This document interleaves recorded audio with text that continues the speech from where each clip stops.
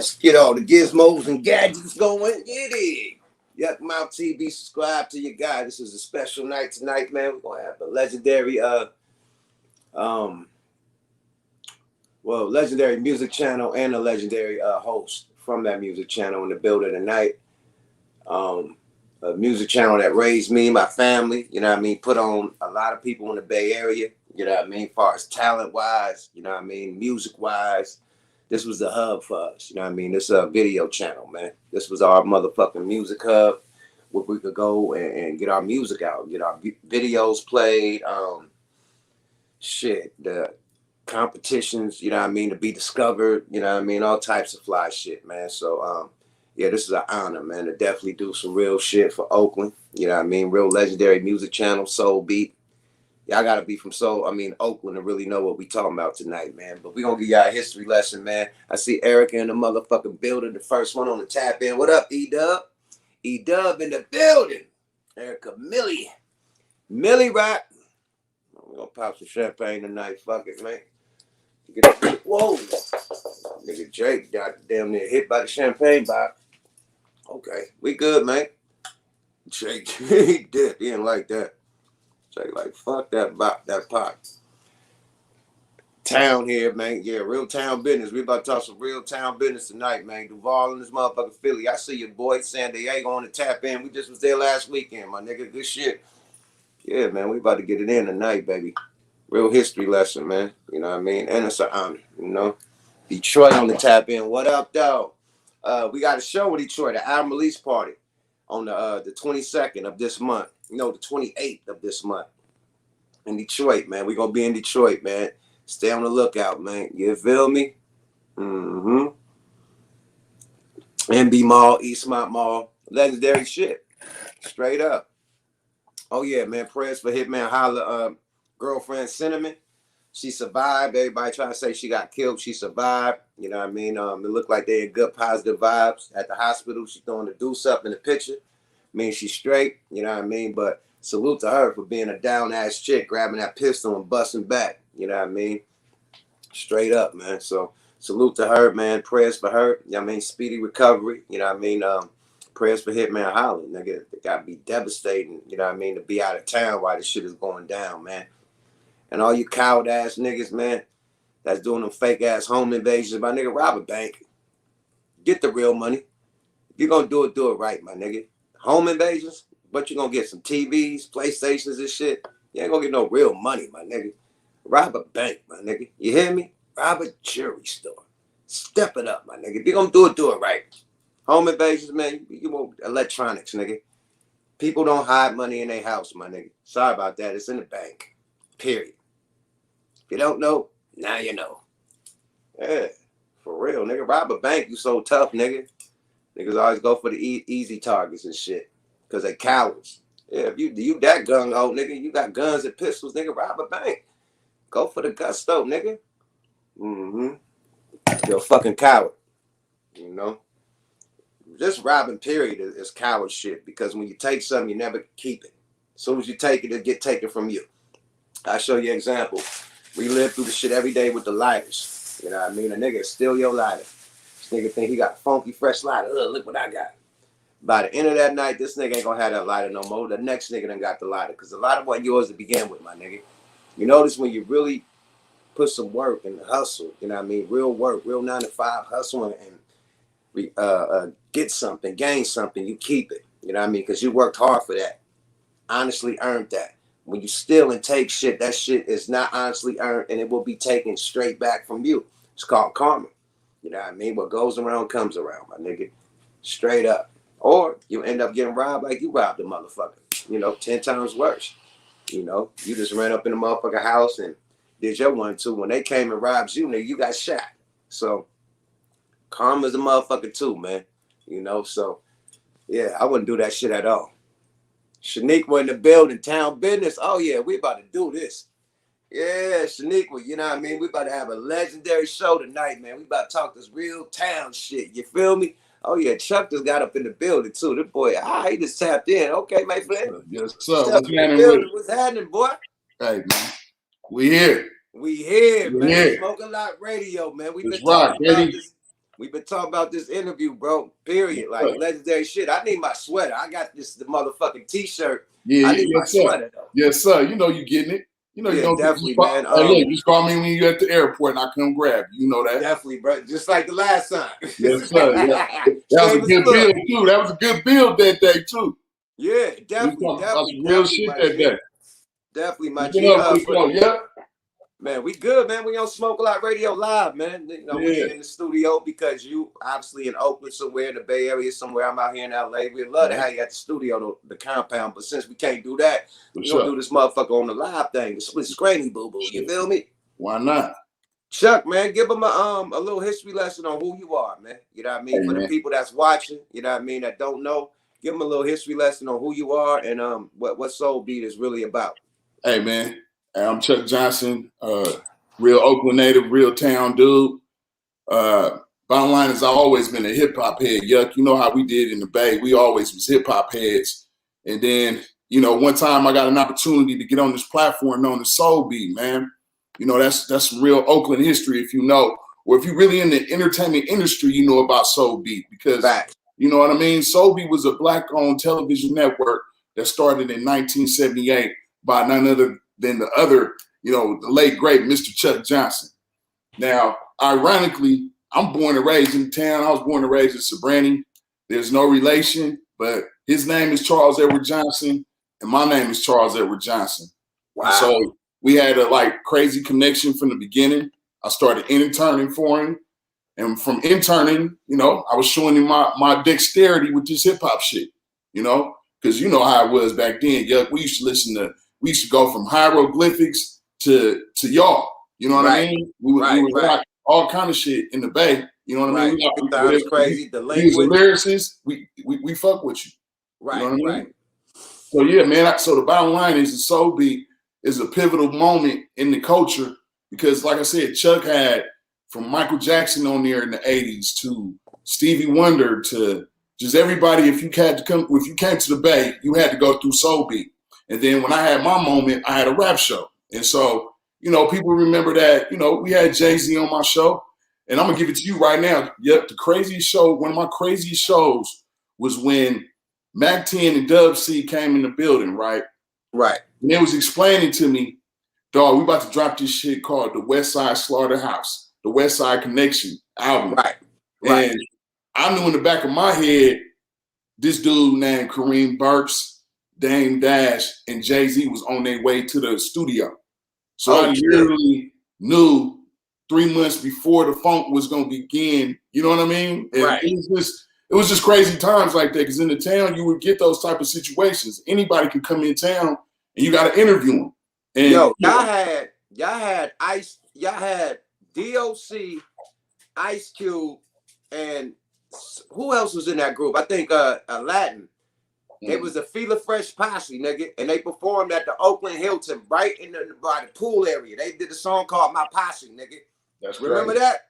Nah, you woke me up on one. You woke me up on one.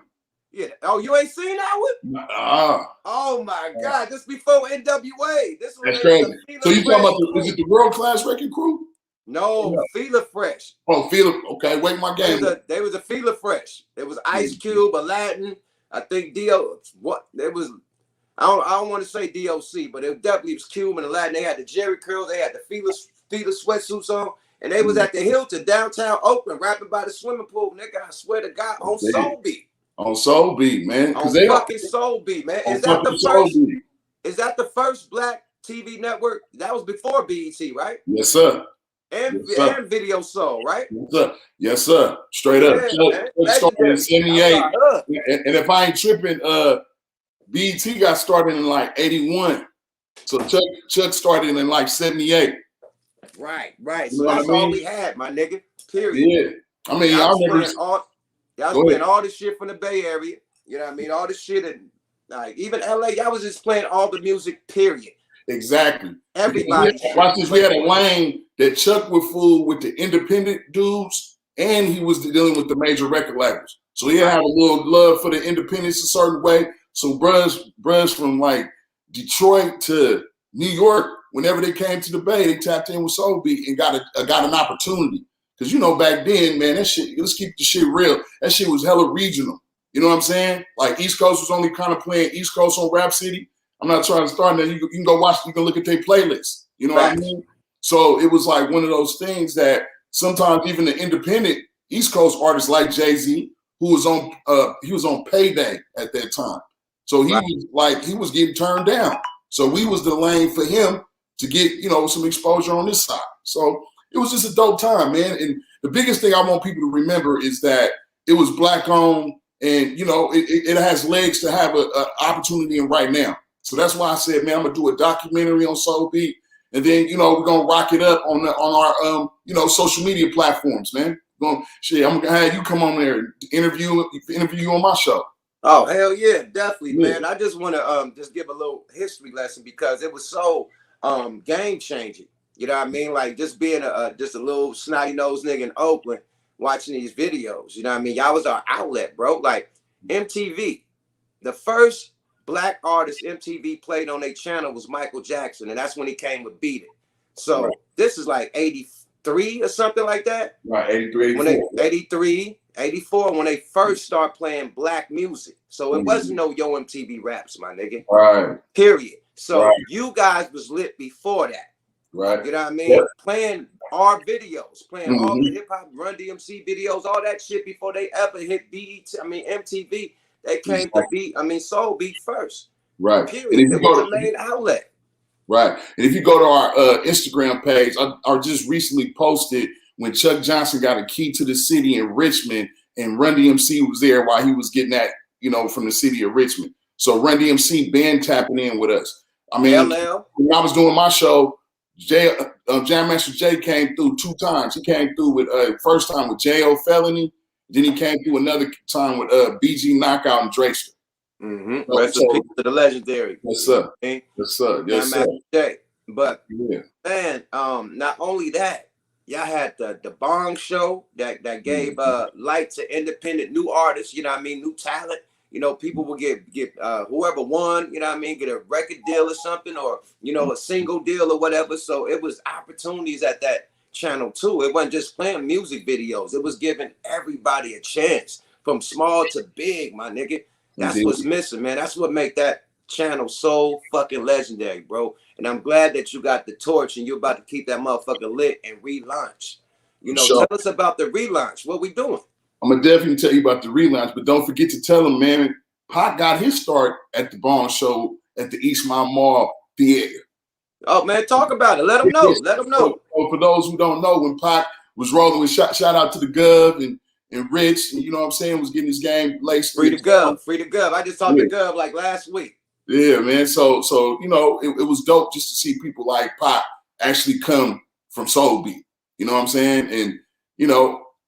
So many others, nigga. The first time I seen Seagram perform live was on Soul Beat. See, for sure, man. Seagram came from the Bong Show too, nigga. And shout out to my nigga Gangsta P, man. Rest in peace, Gangsta Pat. Yeah, this niggas tore that motherfucker up. Yeah. Look, Gangsta P. Look, I'm hella big over Gangsta P, but he was my big homie. So Gangsta P will see me in the club and be like, "Anything you need from me, bruh, you got it."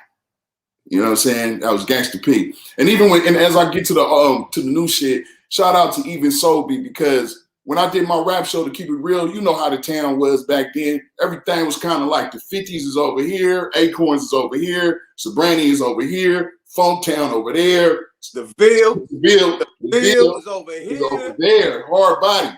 And so it wasn't like you can just go over there to those spots. You had to know somebody, you know. And to keep it real, Soul Beat gave me that diplomatic immunity, man. I could go to the Acorns and it was good. I could go to Congress, man. I've been, you know, shout out to Congress. I'd have been in that basement shooting dice, you know, Congress. Oh man, yeah, you went to Granny house, man. That's grandma crib on Congress, shooting hella dice in that basement. Niggas got a lot of beat downs in the basement too, man. Wasn't no joke. It's all good, but nah, them was all good times. But now, in terms of the revamp, man, first I want to do this documentary. You know, I want to really lace them on the opportunities that Soul Beat brought me. You know what I mean? And then shout out to Chuck, man. Let me show you something. Shout out to Chuck. You see how thick this is, first of all? God damn. This is Chuck's history, man. You know what I Wow. mean? So I'm studying this, man, because he started in like 1960s, man, and he was actually a radio DJ over in Okinawa, Japan, getting his start. Like he started, he was in Oklahoma doing radio shows. He went to the L.A. and started having a movie studio. He was the head of the NAACP. He was doing movies with Dolomite. You know what I mean? So he had a heavy like history before he even came to the town. You know what I'm saying? So when he came to the town, then he was here in the town from 1978 to 2004. You know what I'm saying? And it was 24 hours. And I really got a firsthand look at what it took to run a network, bro. Like a real network. Like I had to learn advertisement. I had to learn how to edit. I had to learn how to network. I had to learn how to do interviews. Like, and he laced my boots with all of that. You know what I'm saying? So I just been forever grateful for that. You know, I got so many memories in the industry just from fooling with OG Chuck. He used to keep it real. He used to have me drive us down on the 5 down to LA to the Billboard Awards and shit. Like, you know what I mean? To pay my dues. But, you know, bottom line is I want to tell the story about all that stuff and bring it up to now. Because like, you know, the Bay got a very, you know, wide open lane and a need for us to be able to speak to us about our history and our future. Right. You know what I mean? So that's why I got Soul Beat back on deck, because yeah, we're gonna spend a little time going down memory lane. But I got hella youngsters that I rock with that I'm ready to, you know, promote and give exposure and tap in with. So that's where we at. We're gonna start off with the Instagram. Again, we got the Soul Beat TV on the Instagram, the YouTube, the TikTok, the Facebook, all over there. You know what I mean? So you can see all of the activities. Recently, we got the Soul Beat stories is what we've been doing. So a lot of, you know, illustrious people that come from the culture been giving us a lot of. We looking for yours too. Yep. You know, I got the Ice Cream Man Soul Beat story. I will save it for y'all. I ain't gonna say it on this. That's what's up. Yeah, man. So nah, man. I just, like I said, I got to do the documentary and then, you know, just start doing interviews today. Just living the culture today, how Soul Beat used to be. Man, I tell you this, man, it ain't none other, man. I mean, y'all, not only did y'all put on artists, but y'all had legendary VJs, man. Shout out to Linnell. You know what I mean? A prominent, like a legendary comedian. She got her start on Soul Beat. Straight up. VJ, late night VJ. Shout out to Linnell, straight superstar out here on tour right now with Mark Curry and Cat Williams. And you know, she got her start right on this soil, man. So Linnell has been definitely a unique support in the last couple of months. You know what I'm saying? She's definitely been supporting the movement. You think about bringing her back? What? Me and Linnell smoked one and talked about it for about an hour. I was just like, if there's ever going to be like a head of the comic department, it's got to be, you know. So we definitely, you know, been building. It's just, you know, about timing. You know what I'm saying? She definitely, you know, in full support of the project, though. I think right now would be the perfect time because, I mean, you see BET try to relaunch Rap City. It's a lane that's missing. You know what I mean? Like these channels, BET, BH1, MTV don't even play music videos no more. People got to go to YouTube and, you know, all types of other streaming, you know what I mean, platforms, World Star, Hip Hop and shit like that, Thizzler, you know what I mean? All the other channels that, you know, play rap music videos. It's like you don't get that shit on cable no more. You know what I mean? Period. So that lane is missing. And the interview of the rapper, you know what I mean? For him to come and world premiere his video on your shit, tell you, you know, the whole story, that shit is missing. Right. People are just dropping albums and videos on YouTube. They don't get to explain. They don't get to say, oh, man, it was my dream to work with this guy and this producer. And, you know, we this almost like you don't get the full story behind the shit. You just get the music. And there's always a story behind the fucking music, man. And that's where the interviews and shit come into, you know what I mean? Where you could, you know what I mean, really give a motherfucker that insight that they don't know about their favorite artist. You don't know your favorite artist like to eat pizza before he go in the booth. You know what I mean? Like some shit that you'll never know. Oh, this nigga like grapes. If he don't got his grapes, nigga, he ain't rapping. Like certain shit that people do, you know what I mean, that they don't know is when you get what's key, you know what I mean, to shit, the things like Soul Beat, you know what I mean, when you do them dialogues and them interviews and shit. And yeah, it's just missing right now, you know? Keep it real. One of the biggest things that I learned when it wasn't even known is like when I found out Jay-Z didn't even write his lyrics. Like I read a bio before I started interviewing him because again, he wasn't even out at the time. So I found that this dude don't even write his shit. I was like, oh, he's about to be different. You know, it wasn't even like I was, oh yeah, for sure. I assume. No, I really knew when I was hearing his vibe and his style, he ain't gonna be going nowhere no time soon. Or keep it real, I don't want to go too much extra in it because everybody is cool now. But even man, I had to interview Master P doing y'all shit. Right. Because keep it real, he used to pay to get his shit on what's called the pick of the week. And to be honest, I was all towned out. I was on some Operation Stackola and the Drew Down shit. So I was on some town shit. Like, man, I don't want to interview this dude, man. I don't. Right. I don't, you know. But to be honest, I had to get into my journalism and just be neutral. You got to interview. So I did the interview. He was a cool dude at that time. He took me downstairs and said, bro, take a listen to my music. You know what I'm saying? I swear to God, I heard Bout It, and I knew it was a hit. And so I forced Chuck to let me play that. So I premiered that. So it was just always some type of moment that I was getting the opportunity to impact the culture. Yo, you done interviewed some legendary dudes, you know what I mean, that's still in the game to this day, like the big dogs. Master P is a big dog. Jay-Z is a fucking big dog. But you had them dudes when they was just starting. Soul Beat had them dudes when they was just starting. They had us before all this shit was ever on the wall. We was on Soul Beat, my nigga, trying to praying that we could get one of these motherfuckers, man. For sure. With the Ice Cream Man, you know what I mean? Drew Down with Pimp of the Year, you know, and then so on and so on, you know what I mean? With the 3 Times Crazy, we was on there a few times with the Delinquents, you know what I mean? All types of shit, man. So, watch this. Is it a way could you share your video right now or not? Yeah, you can share. Because I want to show you something. Can I show you something? Go. Oh, you want to, what you mean, share? Is it a way you can share a video? Because I'm going to show you a clip of something that's going to wake your game up. I got a clip of my rap shows of a group that I interviewed. I ain't going to tell you who. But it was a group I interviewed. If you can't do it, it's cool. And I'll just tell you what it is. Banners, just say brands, say private chat, and say comments. I'm really new to this shit. I know people know how to show they home. It's the button you push. I think it's called share. Let me see. Because it say, I don't see the share things. You see? Having issue chats. Let me see settings. Nah, it's all good. If you can't do it, it's all good. What I was going to surprise you with, bro, is I did an interview with Keek the Sneak, Rapper Ryan, and Ant Diddley Dog for the old school Cell Block compilation album. The first one. The first one. Legendary. That was the legend. See, that's where I hate to say it, but that's where Master P bit the West Coast bad boys from. Yeah. He seen that Cell Block run it up. And then the nigga came with the West Coast bad boys, and that motherfucker. That was his first gold album. That gold, didn't it? Mm-hmm. Yeah, that turned it up, but he took the blueprint from Cell Block, man. Sure. Straight up, man. Speak on that though, man. Why don't you show it on your phone? You could put it on the screen. You know what? I could do that for sure. But Cell Block, man, was the first Scary X. Nigga saying the Scary X. Hey, Scary, man. Fucked in the game. Come on, man. Done lost his name. A young nigga done lost his name.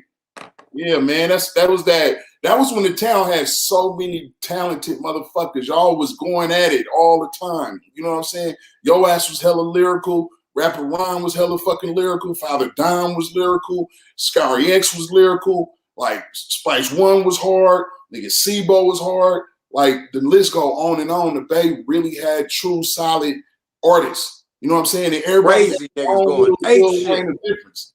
You know what I mean? Goddamn hieroglyphics. Hell yeah. The last one of them niggas was gas. Nigga, Saphir, nigga, what? Saphir, nigga. Say that again, nigga. Hell yeah. Bobo Junction, nigga. Them niggas. Whoa. The Who Riders. The Who Riders, Asani, nigga. Mr. Taylor, nigga. Come on, man. I don't know if you can see it, but here you go. Yeah, we can see it.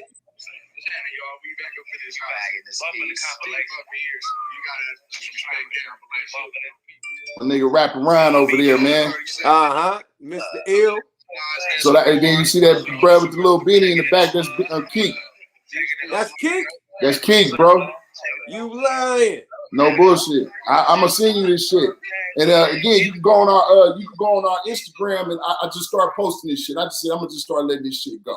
Man, you got to, man. Bro. Hold on, man. Just the fact that you got the interview with Rapper Ron, that's classic, bro. Yes, sir. And Keith there, come on, right man. There, bro. See, niggas don't know we had crews, nigga, like Rapper Ron had Eclipse.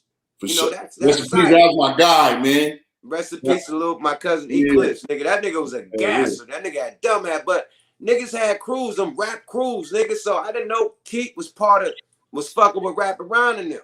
For sure. Know what I mean, I met Asia Man like when me and them first made the Loonies when I got out of jail in '93. Before we did Ice Cream Man, I met Asia Man. Asia Man was doing Christian rap. He lived off 73rd, like 73rd and like above Wells Street. It was like one of them Lockwood and one of them streets on the corner. And me and Nunn went to his crib, and his cousin would play the beats. His cousin was playing the piano and shit, and he was rapping Christian shit. Right. You know what I mean? We put out the Ice Cream Man and shit, whatever. Next thing you know, we hear Dual Committee on SIBO shit. And it's Asia Man and Keep the Sneak. And I'm like, that's the church nigga. I tell Nunn, that's the nigga from church. That nigga got gas.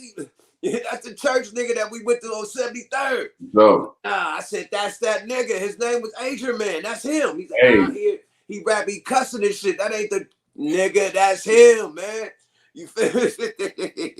Hey, I remember, I'm looking at him right now in my mind when he was, because shout out to his older sister, Renita. Me and her went to Madison together. So me and him went to Madison together. I've been knowing. So you know, he started off a Christian rapper. So when you see him going to Christian rap right now, that's how this nigga started.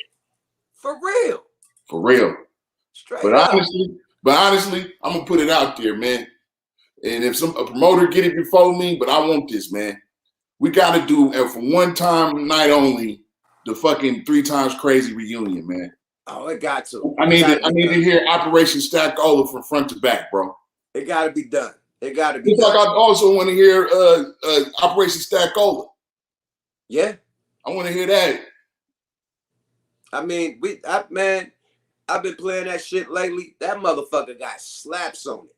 I see why I went platinum. That's that Operation Stackola Platinum. See, niggas think of one hit wonder. No. This is the album. That's the whole. That's a platinum album, nigga. Not just a single, nigga. The album, nigga. So yeah, man, that motherfucker had slaps on that bitch, man. Vocals is a no, pimps, players, hustlers, ballers, that callers, 5150. Shot G on this shit. Come on, man. Watch this. Walking down the street, watching ladies. All they watching me was the house authority. That's on true shit. That rest that was supposed to be on our shit. Okay. Ice Cream Man was supposed to be on. We had to give songs, you know what I mean, to really pay our dues. You know what I mean? Like we had to give away Ice Cream Man to Drew Down and give away them type of songs because we grinding. We you know what I mean? We paying our dues, man. You know what I mean? So we paid our dues with those songs. We throwing all these songs and albums out because right now we in that era where you can stream that shit. You can type it in. Go take a look back at what we was tapped into in the 90s. Like, you know, that gas chamber or some shit. Like, watch this. Let's keep fucking with the hip hop. Yeah. I'm gonna ask you. Can I ask you a question? Come on, man. You interviewer. What's your top 5 Bay Area albums of all time? Or if that's too deep, give me your top 3. Top 5. You can say y'all shit if you really truly believe that shit. Don't be biased, because I could give Operation Stackola a top 10 album in the Bay Area history. I say top 5. The number 1 is that Hammer album. What is it? Please Don't Hurt Him. Hammer Don't Hurt Him. That's number 1. Number 2. Tupac's All Eyes on Me, legendary, of course. Right. Digital Underground, Sex Package, legendary. Too Short, Life is Too Short, legendary. Souls of Mischief, 93 Until album, legendary. Them my 5 right there. That's big. That's a hefty 5. I don't know. I don't see the chat. I wonder what everybody else agreed with. Because Because keep it real, what was so dope about that 93 until, because I just give it to it. I was in 10th grade with Casual and OPO and Dale. So I was tripping watching these fools during like at lunchtime. You was at Skyline. Yeah, at Skyline. John Rickers would pull up and really grab these fools in the limo in front of us and like make it a whole day that, you know, Souls of Mischief just got signed. And so the rest was history. That, you know, that was dope just to see some dudes we really knew go big like that. You know how man, listen, when we first came in the game, you had to make a name in Oakland. You know what I mean? Like on some Ryan shit. You had to battle niggas from block to block, hood to hood. So we'd go downtown, we'd go to Berkeley in front of like cross street from Blondie's. It's another little pizza spot that had an arcade. So we over there having rap ciphers and shit with motherfuckers busting. You know what I mean? Getting our name up. The niggas that was on our hit list that we was trying to find, Souls of Mischief, any Souls of Mischief nigga, we wish he was in Berkeley. We was on them niggas' head so much that we would cut school at Tech, catch the 51, the motherfucking to Taco Bell, and then catch that bus up the hill to Skyline, nigga, and hunt for these niggas at lunchtime. And then we could not find them. Like, we cutting school to go to these niggas' lunch to battle. That's Souls of Mischief, nigga. Period, nigga. We was on their helmet. This when they had the deal, nigga. We gotta gas these niggas and show them that we dope too. And hopefully they'll try to put us down with the Souls. Whatever will be the outcome. We just wanted to rap against these niggas. They was on the hit list because they was young. They was our peers. And they was signed fresh out of high school, my nigga. So yeah, they had a target on their back. Saying all that to say this, long story short, A+ ended up being my roommate. So right when we put right before 5 on to come out, like I'm roommates with A+. Like literally in 95, we got an apartment together. Literally 94, we got the apartment together. 95, I moved in my own y'all shit. just start building y'all culture, y'all lyricism together, huh? All that. We used to have ciphers and shit, all types of shit. Drew Down used to come through. Drew Down, man, our ciphers were so crazy. If you lose, you might get beat up. You know what I mean? And niggas get beat up and we take a piece of their clothing, like a beanie, a hat, whatever fell off. Yeah. And then we hang it on the we had a motherfucking it's a wall of fame. And we hang that shit on the chimney or the fucking fan. Nigga, you got some clothing hanging on the fan, nigga, you got fucked up. That sound like Drew Down pushed the nigga through the whole door and left the nigga whole imprint on the door, nigga. It was a plywood door. Left the nigga like a Bugs Bunny ran through that motherfucker. But that wasn't for rapping. This nigga was doing some old geeky shit, man. Some disrespectful shit to our apartment, man. It got checked. But Drew, that's how the town was back then. That's how the town was back then. That's why I don't even understand these new youngsters. They ain't got no code of conduct, no rules they live by. They ain't got no OGs that'll slap them in the back of the head like, hold on, partner, you're doing too much. Like I miss that order in the town, man. Nah, this crazy nigga did something in the bathroom and we came in the bathroom, it was blood everywhere. And he just left it there. Left blood all on the sink and shit, like just blood everywhere. We like, hold on, nigga. You didn't clean that up, nigga? You leaving DNA follicles and shit, like forensics and shit. He got mopped up. You can't go use a nigga bathroom and leave blood everywhere on the sink. Like, what the fuck is that? Now so he got checked. Yeah, now I get it for real. And he was a dude that needed his medicine. He didn't take his Prozac. You know what I mean? One of them off dudes that's kind of crazy, but you can't be that goddamn crazy where you just put blood everywhere and not clean that shit up. Right. So we had to, snap him out of it, nigga. You ain't that crazy, nigga. You know better. And it's interesting. Now that we, and they're 50, bro, I done got an opportunity where the Alameda County, the health department is looking at Soulbeat to help them do, content around things like mental health. Yes. We have crazy right now. That, again, this is going to be a platform to tap in with real issues that we got going on. And the health department finally realized they can't, have a nurse try to say it with a jacket on. Now they got to have Yuck talk about it. You know what I'm saying? Or even, the Chef talk about it. You know what I mean? And really touch on it because at the end of the day, it's a lot of mental health going down, and nobody speak on that. The police come, show up, and shoot mental health people where they really a doctor should show up. You know what I mean? That knows this man problem. Like motherfuckers is going through it. The police say he's not complying and start shooting. Like you don't know this dude is in his own world. Right. You know what I mean? Like he didn't take his medicine today. You know what I mean? He's out wandering the streets, you know, yelling and screaming at himself. But the police think that, you know what I mean, he's loitering or he's being a disturbance, not really trying to really figure out the problem. Like, yo, do we need some real help? This dude is having a mental breakdown. Right. You know what I mean? So we need to get that information out there more because these police are just shooting mentally disturbed people for no reason because they're going through what they go through. You know, instead of having a doctor there or they proper medicine there, you know what I mean, to calm them down and keep them in place. You know, the police, like, fuck it all. They're not listening. Nah, shoot them, like, beat them up. Like, that's not the way, you know? So it's definitely need attention, you know? Right. And then it's like, keep it a G with you, man. I've been thinking about this process for a long time. And number one, I found out mainly them 5-0 be from Brentwood. They be from, you know what I'm saying, on the far outskirts of the town. So they don't really live in the town and be relatable. You know what I'm saying? Keep it real, most officers that might be successful, quote unquote, doing it the right way, quote unquote, they from the town. So they probably got uncles and cousins and brothers that be out there doing their thing. And they'll be like, bro, handle it like this so I won't have to deal with you. Right. You know what I'm saying? Right. Like it's a different approach that they would take and it'll diffuse hella shit and they ain't got to do the paperwork or put people in cuffs.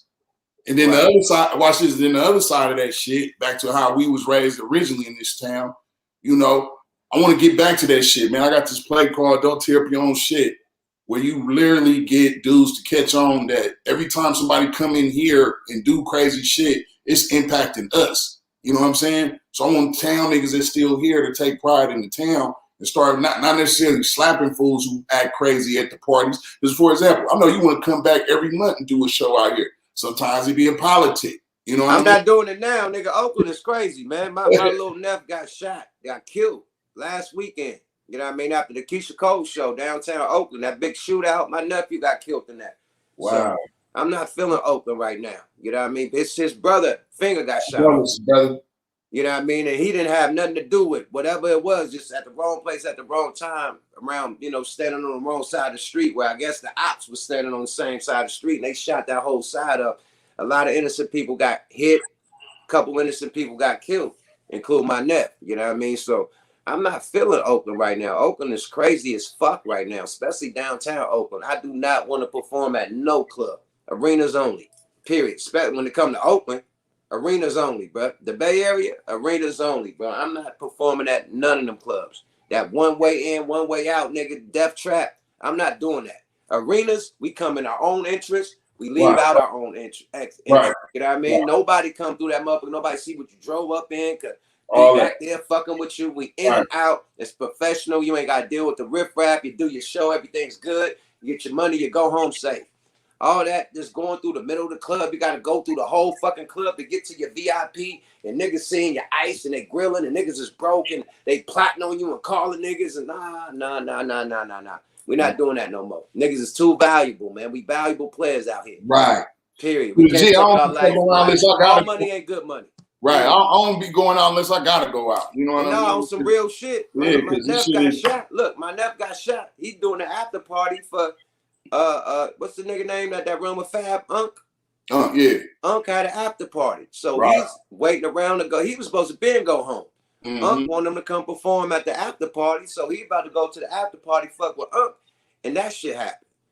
You know what I mean? They been left Keisha Cole. You know what I mean? They about to go to the after party, do the Unc thing that they get paid for. That's crazy. You know what I mean? So at the end of the day, man, like, come on, man. Them little gigs and shit ain't worth your life. Period. Fuck that money, man. Nah, that's the truth. At this moment in Oakland, California, that's exactly how I gotta be. You know, maybe because I'm still out in this motherfucker, maybe I need to come to LA more or some shit, and I might be like you a bitch. Because it's about your network. I've been moved, my nigga, because Oakland is too small, my nigga. Everybody know each other. In LA, I just blend in. It's so big. I just blend in. Nobody is on me like that. Oakland, you stand out like a sore thumb. Everybody know what car nigga driving. Everybody know where nigga live. Everybody know what studio nigga hang out at. Everybody Right. know what clubs nigga hang out at. What bike club with this nigga. Everybody at Lake Mary. They be fucking Friday, Saturday, Sunday. You gonna catch a nigga at Lake Mary. It's been so many shootings going down since they start cracking at the lake. You know that it was beautiful when I went down there, but I heard niggas getting shot every weekend now. So it's ugly. Watch this. Yeah. You know where I'm fucked up at, bro? Is I remember that era, bro, when we had the festival at the lake. I remember when we had the Gavin conventions. I remember all of them fucking nightclubs that we owned. I remember all them fucking lounges we owned. I remember Sweet all Jimmy's, I remember, Jimmy's, all that shit. Come on, man. So I know that we had an entertainment, dope, thriving economy. These motherfuckers didn't toe the shit up where we fucking up the 100 million. The only niggas that can do a show in Oakland that's peaceful is the comedians. Comedians come to that Paramount Theater, they in and out, they do their thing, it's cool, nobody's shooting, nobody whoop whoop whoop. But this hip hop shit, Keep it a G. shit coming with bullets. You can do some shit at Keep It 1,000. Complex got more of those artists that go there. New Pairs got more of a hip hop audience. New Pairs, right? You know what I'm talking about? So you might can get away with something that New Pairs because they command a certain kind of an audience. You know what I mean? So, but now I'm with you on that shit. But yeah, like I said, bro. But the thing is, okay, not saying the club. I'm not trying to put a on the club. You know what I mean? Like I'm just saying the club ain't worth your life. You still got to go into that street. You still got to go to your car. You still got to walk down that concrete. That's where niggas is getting fucked up at. Right. You know what I mean? Just being on the street. Nobody getting shot up in the club. When they exit that motherfucker, trying to get home, that's when it's dangerous. Trying to come in the motherfucker, that's dangerous. That's what I'm talking about. I'm not putting no cloud over Oakland clubs. You could go have a ball out there. It's just so much funk with other niggas. They blipping shit. You can't park. They stealing. They breaking in every motherfucking car. You can't park. Like it's mania. Yeah, they bipping like a motherfucker. They bipping like a motherfucker. So yeah, it's mania. Yeah, but just on some other shit though. Just back on some hip hop shit. I ultimately, just want to have that goal one day to have like again this Soul Beat thing, having a panel discussion about what we having a conversation about. Bring some of them knuckleheads around us and make them, start peeping game, man. That nigga, it used to be, again, the story I need y'all to hear, youngsters, if it's someone here, we used to have tell them about the big barbecues that I have at Nolan Park or something. All the mob, Royal everybody Park, kicking, Royal Park, every killer in the town be there. Everybody kicking, like, putting money in to get the barbecue, big drink, big weed, ain't no fun. Lake Berry, Esther, all the shit. You know what I mean? Period. Boss shit. It still go down. Shout out to the motorcycle clubs. The motorcycle clubs be having shit lit. Oh hell yeah! Nah, the wise guys and the good fellas, all the good fellas, all them, they be having that shit lit, making moves and of course the dragons. The dragons, come on, you can't forget the dragons, man. So them bike clubs be having some nice events, and they secure. Niggas know not to come with the bullshit. Indeed, you know what I mean. So yeah, I like them bike events. Nah, for sure. Nah, they keep their shit in order, man. That's why I be tapping in a lot with the wise guys because it's a certain order and respect amongst bosses. Like everybody feeling themselves and know themselves, but it's about the brotherhood. You know what I'm saying? So that's what I tap in with. And so, like I said, man, this is we just sharing with y'all a lot of Oakland culture. And like I said, I plan to have this shit definitely have a base in the town. But I ain't bullshitting. We got to come to LA. We got to go to LA with this shit because it's a formula. It's a franchise, baby. I think it's right on time, man. You relaunch that shit, you get to playing these videos, doing that good content where motherfuckers can really interview. And like you say, nobody knew Jay wasn't writing this shit until you did the interview and boom, put it out there like that on Soul Beat. Right. Like BET is the only thing we got to look for. BET is the BET Awards. Now that's when we gonna tune in. The only thing we tune into VH1 is for fucking love and hip hop and all the little drama fucking reality shows, not for music. MTV, same thing. Teenage Mother, Teenage 16, 16 and Pregnant, whatever the fucking little reality shows. It's no fucking music. Right. So You bring that to a network again, your network. You gonna blow this shit out the water to where they're going to bring you to LA and New York. Period. Because they want the base. You know what I mean? Now, Revolt TV, that's all we got that played a little bit of videos. Revolt TV, shout to Puff. We can't, like, you know, do Puff like that. No, he do play videos. He do play videos, Revolt TV. But other than that, we don't got nothing for us. That's what I'm talking about, man. Give me that inspiration. And now, again, it was just one of them things, man. I always knew that we was the number 4 market in the country, number 5, that everybody got to come through here. And me, by nature, I'm a consigliere. You know what I'm saying? Like, I really like to play. Consigliere. Thank you. A consigliere. And the point was, I want Puffy to be like, you know what? Them dudes got their shit in order in the town. They got everybody in a certain line of respect. Let's bring money out there. Do a big ass Diddy party out there. You know that we got this shit secure and locked in.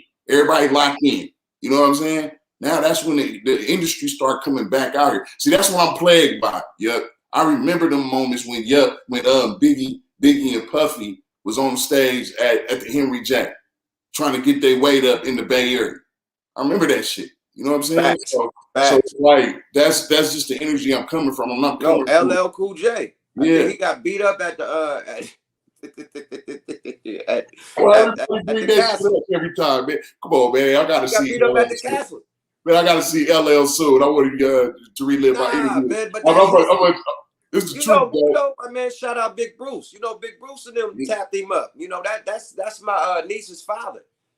That's true. So I know hands-on about that. Town story. That story has stood the hands of time. He was at the castle.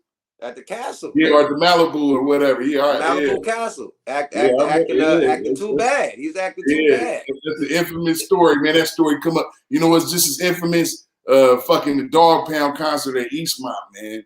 Oh my Lord. Man. Or watch this. Which one was worse? 98 Cash Money. I don't know if you remember that. I want that one. The Cash Money came out. It was crazy. That was at the Coliseum. Nigga, that was the worstest. Nigga, I done endured some of the worstest concerts in town history, nigga. 96 Dog Pound and 98 Cash motherfucking Money. The shit went so ugly, nobody performed, man. They tore up all of the equipment. A nigga got through from the 3rd deck. We watched him go all the way down. Oh, wow. We watched this fool get molly-whopped in a circle. A nigga's just molly-whopping him. And finally, this chick had to come cover him up. And then they just finally stopped socking him up, man. Like Shaniqua said she was there. See? She said the Cash Money niggas' fault. The hot book. Yeah. But like this, it was right when it was hot, too. That was when they would start from the back with a helicopter and be in the helicopter to the stage and shit. To the stage, right. And if you look on YouTube, it's that main concert that they did in Sacramento. The night before they was with us, trying to do something with us. They didn't make it. So the point is, man, the town always been notorious for trying to box. Why the motherfuckers they been doing that shit since Fresh Fest? Fresh Fest, yup. Town niggas be tearing shit up, man. Watch this. Me and Opio, right? We was at Hyro Day. That you did Hyro Day. Okay. And we was talking about, tell them about the story about how Lil D used to come to the concert, man. Shout out to Lil D. Lil D used to rock like a white, all white Fila sweatsuit. And then he had a whole mob of niggas like 50 deep behind him in a black one. Like, D was hard, huh? Like, niggas used to be like that and come in forces like 25 deep with the same fit on, ready to box. He made me want a Porsche. That's why I got a Panamera right now. Not because of Scarface, nigga, because of Lil D. That drop Porsche, nigga, that burgundy thing, nigga. Yeah, man. He was legendary. That boy had grown men escorting him to high school. You know and back. But he was a millionaire in high school. Period. So man, we just again these are the type of moments and vibes I'm bringing that town out with together, man. You gotta bring the town out. I mean, we gonna talk it. We gotta talk it. You know, we talking all this BMF shit, nigga. Niggas was teenage millionaires. They forget. Exactly, man. They forget. Niggas was So teenage millionaires. Niggas had $1 million at 16, 17, my nigga. Literally. Not me, but my big homies. Exactly. So I mean, you know, even let's talk about some hip hop shit, bro. Yeah. Who you like? Lad TV. Yeah. No, that's just us going at it vibing. It's just us. Right. You know what I mean? So, you know, just to give them a little more on some today shit. Who you fucking with right now? Who you really listening to right now yourself? Far as what? Like music, like who you tap in with besides your own music? Like who you playing right now? I fuck with that. I fuck with everybody, man. Far as the Bay or just what? All right, let's go into it with the Bay. What's your song right now out the Bay? Shit, Big Steppin', Big Weapon. That's my song, nigga. Chin checking. That's my song, like a bitch pressing. That's what's that nigga name? It's Stunner 02, man. The Stunner, I think he Stunner Man 02. I think Stunner Man 02. He just signed the Gazi, nigga. Yeah, he just signed the Gazi with Big Rich, man. Shout out Big Rich, that man. Nigga, Big Steppin', bitch. That nigga got it lit. Man, he got a real like classic song right now, man. That's him, my nigga. A real classic song, that is that running the Bay right now. I went to the club in Frisco, nigga. They played that shit back to back 1,000 times, nigga. Yeah. Period, nigga. Rewind, nigga. Yeah. I mean, shout out to shout out to Frisco lately, man. They've been bringing out a lot of dope music. You got LaRon, you know. They got that. They had that Frisco. I'm from the Filthy. You know what I'm saying? So it's dope to see the Bay still going. You know, putting out singles and good songs, but. Like I said, man. You got to shout out to Saweetie, nigga. She done blew she blowing the back out these motherfuckers, man. Representing the Yay area hella hard. You got to give it up to the females, man. What's her name? Kamaya. You know what I mean? All of them is kicking up dust for the Bay Area right now. Look, I'm at the clap for my homegirl Jane Hancock. See? Jane Hancock kicking up dust in the Bay right now. Signed with Snoop to Def Jam West. Yeah, give it up to the females, nigga. They running it up right now. They like the hottest. Like Saweetie is the hottest from the Bay right now. Who's hotter than her? Right. I mean, what? G-Eazy? G. You know, G is like an international star. Man, G is on some whole other shit, but her and G is the top right now to me. Well, she got the notoriety down for sure. You know what I mean? G-Eazy got that notoriety. I ain't never performed in front of 100,000 motherfuckers until G-Eazy bought us out on his set to do 5 on it. And it's 100,000 motherfuckers. We performed at Golden Gate Fields in Frisco. Right. That whole shit. Because I was just about to ask you. Where was you? It was a Golden Gate Field. That whole shit was, nigga, we had to ride around on the fucking go-karts to get around. And they had 4 concerts going on that, 3 going on. They had a rock and roll, a pop, and a rap. So, nigga, Elton John is performing on one stage. You feel me? Some other, like, rock and roll or legend like that is performing on other stages. Then you got the rap stage. G-Eazy. Right after G-Eazy go on, Kendrick Lamar ends it. You know what I mean? It's 100,000 motherfuckers out there. We did 5 on it in front of 100,000 motherfuckers. The first time I ever did that is with fucking G-Eazy. Thanks for bringing us out. He flew us out, hoteled us up, everything. You know what I mean? Shout out G-Eazy, real one, nigga. The first time. Hell yeah. Now I've been on tour with Biggie. You know what I mean? We doing arenas. No arena hold 100,000 motherfuckers. Sorry about that. How was it on tour with Biggie, man? Oh, the ultimate, man. You know what I mean? I came back to the town drinking champagne. You know, I went on tour drinking E&J. So when I came back, I bought champagne to the town. They're like, what the fuck is this? You know what I mean? Well, I think you and I go from me because I started going to New York at an early age. We was really paying attention to them. We loved our soil, but we definitely can respect their lyricism. We can definitely respect their fashion. Right. So I came back with the leather coats, the tin boots, and the goddamn the motherfucking the champagne. You know what I mean? Ass niggas in the field. I was the first nigga popping with the young niggas. I don't know what Lil D and them did at the clubs, but with the young niggas on the block, popping bottles on the block, I brought that to the table. We didn't have to be at the club, nigga. All the YGTO niggas, man, we popping it. Period. Straight up. So on that tour, we was the first ones with them Jordans, the patent leather. They first came out. And what they came out in 95.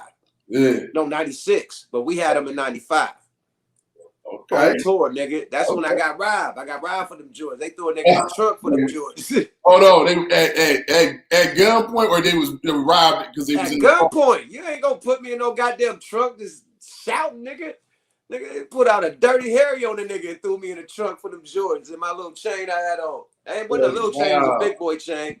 But yeah, I had the big boy Rolex chain on, man. My nigga shit, he was letting me wear it on tour. I had to pay the nigga for the chain. It wasn't even my chain.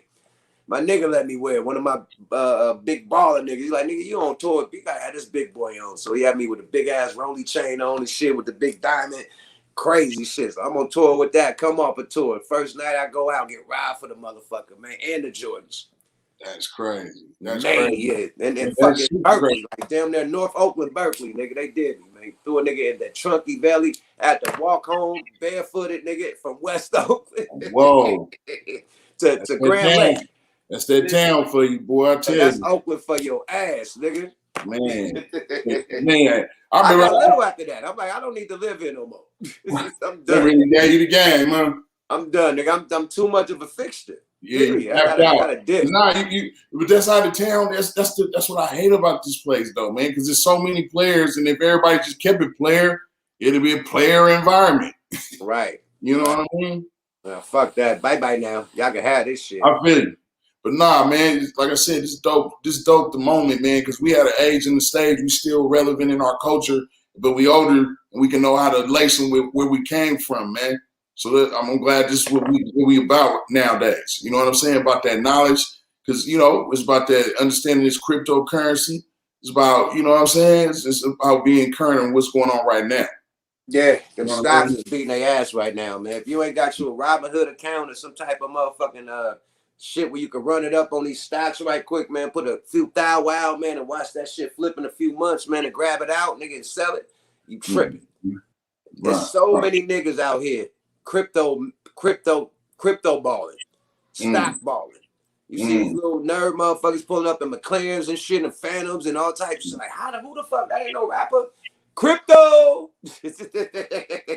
They knew that shit, man. The nigga did that GameStop on their ass, nigga, and ran it up. Keep it real. Shout out to Casual, man. Oh, Casual beating their ass with the real estate. He owned a lot of property in the Bay Area, nigga. And all them properties worth $1 million, at least 7 and up. You get a soft 7 for a hood house, nigga. 2-bedroom, just regular nothing, nigga. 700 easily. Right. And then when you got the 3-4 bedrooms, nigga, that's when the 1 points and shit starts. And in the middle of the neighborhood, right in the hood, nigga, a fixer-upper, nigga. Yeah, they running right now. The property is hella high in the Bay right now. Apartments, nigga, is what, like 2,000 to 3,000, like 3,000. For sure. You live in an apartment. Indeed, and that's a big number, my nigga. That's downtown. You could be downtown LA, nigga, in a big boy for $3,500.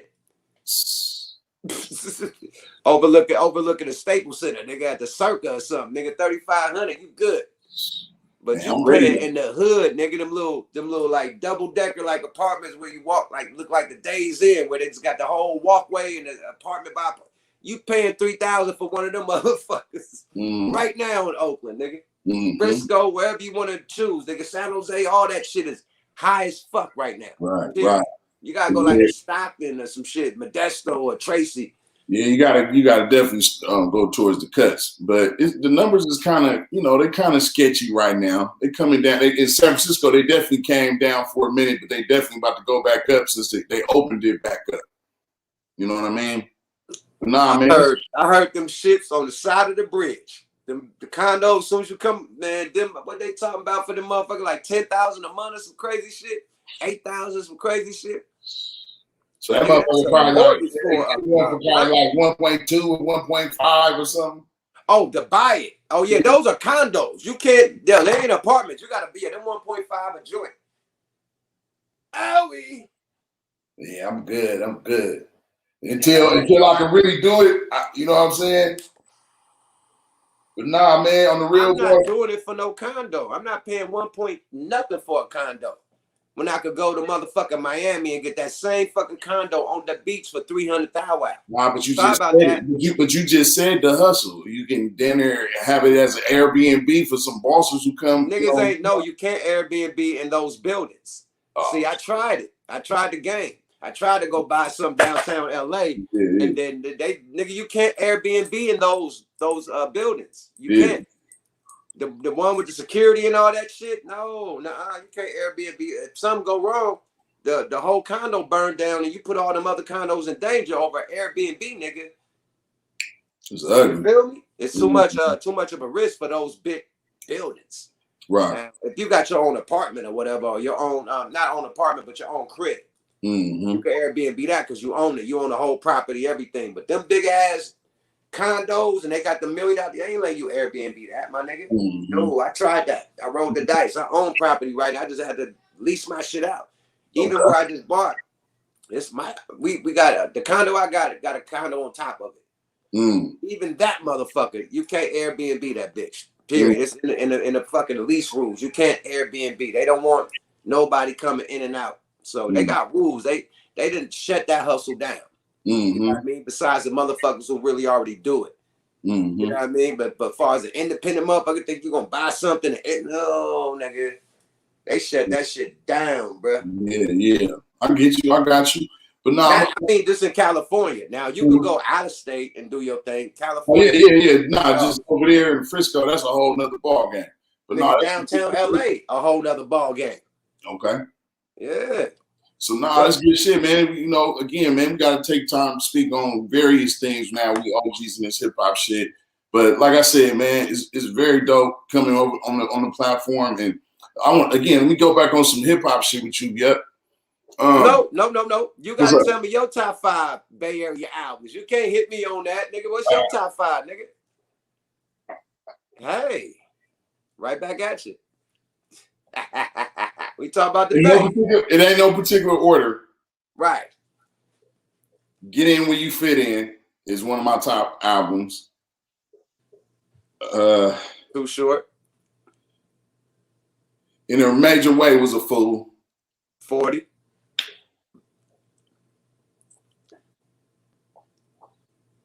Got 3 more, Turbo. Man, so you hit me with that one. It was hard. No, I just was interested, you know, on some shit with you to hear yours, but now you got me all on some shit. Because, man, you know us, man, we some serious hip hop heads. So I'm just thinking about hella fucking albums right now, to be honest. To be honest, in terms of texture. It's the top 5. We could name 100 dope Bay Area albums, but just your top that influenced you. You know what I mean? Not saying it's the best for everybody, but the shit that landed on you and really hit home for you that you think is a top 5.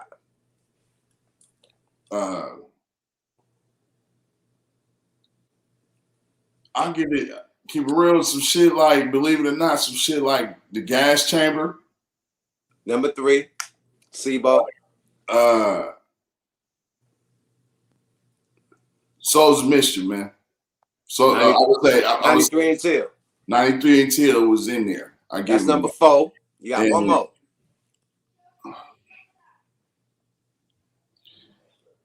Man, I hope none of these motherfuckers be running up on me, man. You try to get me ran up on, nigga. Bro trying to get you an alley-oop right there. Where? Macalistic. He trying to get you an alley-oop. He knew my mind because I swear to fucking God, Matt, that's where I was about to go. I was about to go. 3 Times Crazy, stacking chips. Or to be honest, y'all shit too. Fuck you. But Operation Stack Gola was a very dope conceptualized album. Thank you, sir. No, fuck you and all that. But besides me, I can't name myself and you can't name me. So something else.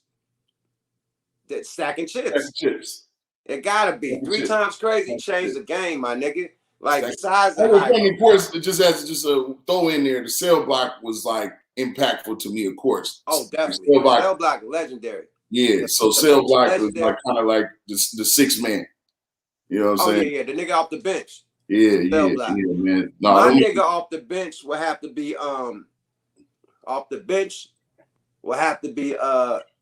Gas. I said Gas Chamber C, but my off the bench will have to be E40 Federal.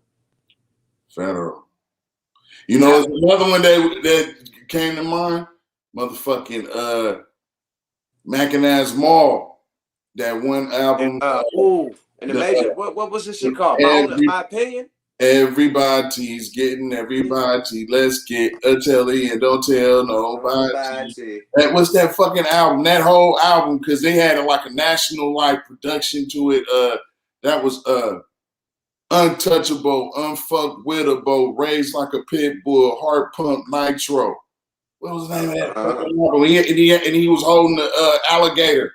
Come on, y'all, help me in the in the feed. What was the name of that shit, man? But no, Get Right. Get Right. Get Right. It was a single on that shit. It was. It might have been called Untouchable, but Untouchable. That's what they say. Untouchable. Yeah. So that was like a quality put together album. You know what I'm saying? Like again, in the Bay, at that era, it was a lot of quality albums. You know what I'm saying? Like songs you can really listen to front to back. So. Yeah, man. Like one that we really forgetting is Scary X Water State. That is the nigga that made look. Yeah, we tripping. I'm gonna tell you what's coming from my lane, being a young nigga. It was the Souls of Mischief. You gonna make me hit something from that one, because it was the Souls of Mischief, and it was the Scary X, then the Souls of Mischief. So when I'm in juvenile, nigga, I'm hearing up a Scary X. Period. Like when I'm 14 and in and out, 15 and out of juvenile, Scary X, Water State, we on lockdown. You know what I mean? Before Souls of Mischief, nigga, this nigga was beating their ass in the like early 90s or late 80s, nigga, like right in that time. You know what I mean? Period. And then this is a time when niggas was signing niggas fresh out of jail. Right. Literally. So what made me want to be a fucking rapper was the Scary X first. Because I was locked up in jail with hella niggas. I was locked up in jail with Demo. You know what I mean? Demo the youngster. That was with the Get Low Posse. He coming rapping and shit. So that was like motherfucker. When we was in camp, nigga, that was hip hop gladiator school. We had Demo in that motherfucker. We had Fooney. Fooney was in that bitch with us. So he rapping like a motherfucker, Foon rapping, Demo rapping, I'm rapping, nigga. We doing our thing. But our influence is fucking a Scary X. And see, we trying to be the next nigga to get signed from Juvenile Hall. Straight up. See, not only was he talented, but his nuts was so heavy. Because like people don't understand his lyricism and what he was saying and how outlandish he was at that time. You know what I'm saying? How much knowledge. I'm saying he was all the Woods going high tonight. High tonight. High tonight. All you Woods better high tonight. High tonight. The nigga only had good pig is he said, Peckerwoods. Right. He said only good pig is a pig that's dead. And, you know what I'm saying? So Scary was going at the white man, so to speak. You know what I'm saying? Heavy. And even to this day, I think, because he went that hard and he really didn't like get a lane. It's like they got him out to play. You know what I mean? Because he was going too hard. Yeah. He wasn't making too many party songs. You know what I'm saying? So, so it was hard for him to get a major record label to buy into him. So, they don't want to hit. A white record label ain't gonna put out all you Peckerwoods better hide tonight. That's not happening. Well, some of them is hustlers. They might think about it. Fuck no. Fuck you talking about, nigga. You see this old cancel culture shit? That was first cancel culture. Nigga, right. We're in the cancel culture era, right? You right. But they had people like X-Clan, Public Enemy, Paris. It was people putting a foot up in their ass. Yeah, Elvis was a hero to most, but they was going hard on motherfuckers. Motherfuck him and John Wayne. Like it was motherfucking record labels that was putting that shit out. I don't know what made Ascari so much extreme than Public Enemy. Like I think just that real Black Panther cloth. Yeah, he was never direct. He was frontline direct. Like they said, kind of in a subtle way.